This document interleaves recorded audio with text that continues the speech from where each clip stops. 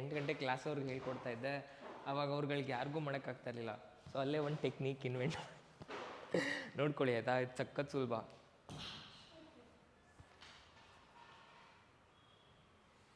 ಇವಾಗ ಫಸ್ಟು ಹಿಂಗೆ ಬನ್ನಿ, ಇವಾಗ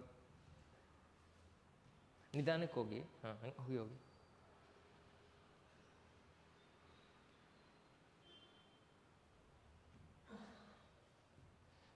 ಆಯಿತಾ, ಇದು ಇವ್ರಿಗೆ ವಿನ್ಯಾಸಕ್ಕೆ ಹಿಂಗಾಗುತ್ತೆ. ಇವಾಗ ಈ ಕಡೆ ಬರಬೇಕಾದ್ರೆ ಆಗಲ್ಲ.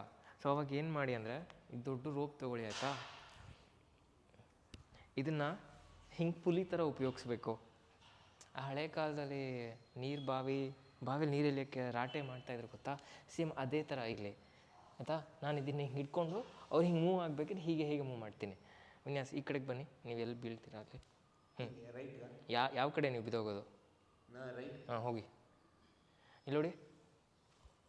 ಹಂಗೆ ಬಂದಾಗ ಹಿಂಗೆ ಹಿಡ್ಕೊಂಡು ಹಂಗೆ ನಿಧಾನ ಮದಿಗೆ ಬನ್ನಿ, ಹಿಂಗೆ ಇಟ್ಕೊಂಡಿದ್ದೀನಿ.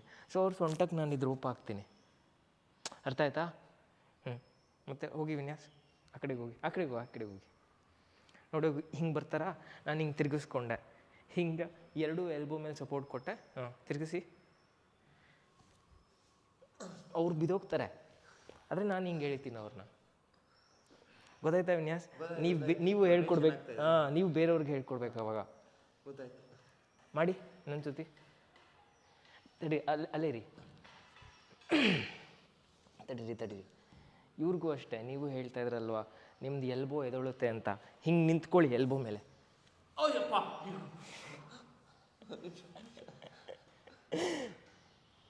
ಆಯಿತಾ? ಹಿಂಗೆ ಇಟ್ಕೊಳ್ಳಿ. ಹಾಂ, ಮಾಡಿ ವಿನ್ಯಾಸ್.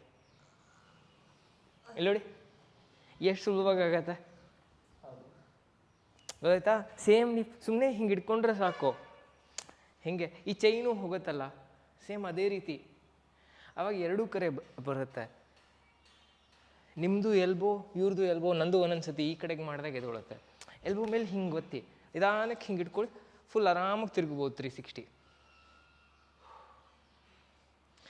ಗೊತ್ತಾಯ್ತಾ? ನೆಕ್ಸ್ಟ್ ಟೈಮ್ ಹೇಳ್ಕೊಡ್ಬೇಕಾದ್ರೆ ನೀವು ಹೇಳ್ಕೊಡಿ ಅವ್ರಿಗೆ. ಮಾಡಿ ಇವಾಗ ಒಂದೊಂದು ಸತಿ. ಅರ್ಥ ಆಯ್ತಾ? ಆಮೇಲೆ ಚಿಕ್ಕ ರೋಪ್ ಆಗಲ್ಲ, ಫುಲ್ ದೊಡ್ಡ ರೋಪ್ ತೊಗೋಬೇಕು.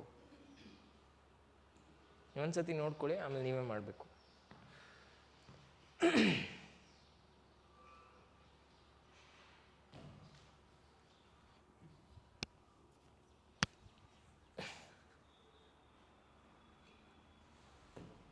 ನಿಧಾನಕ್ಕೆ ಮಾಡಿ.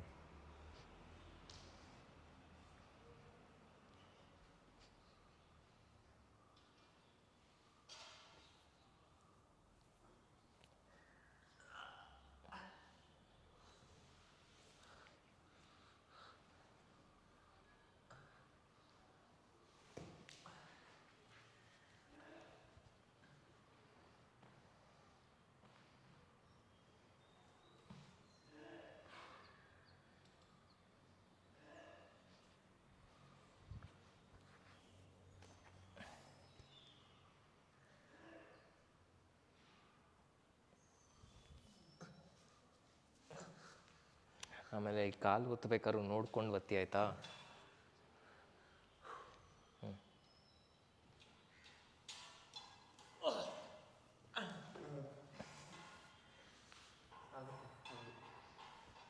ಇವಾಗ ಮಾಡ್ತೀರಾ?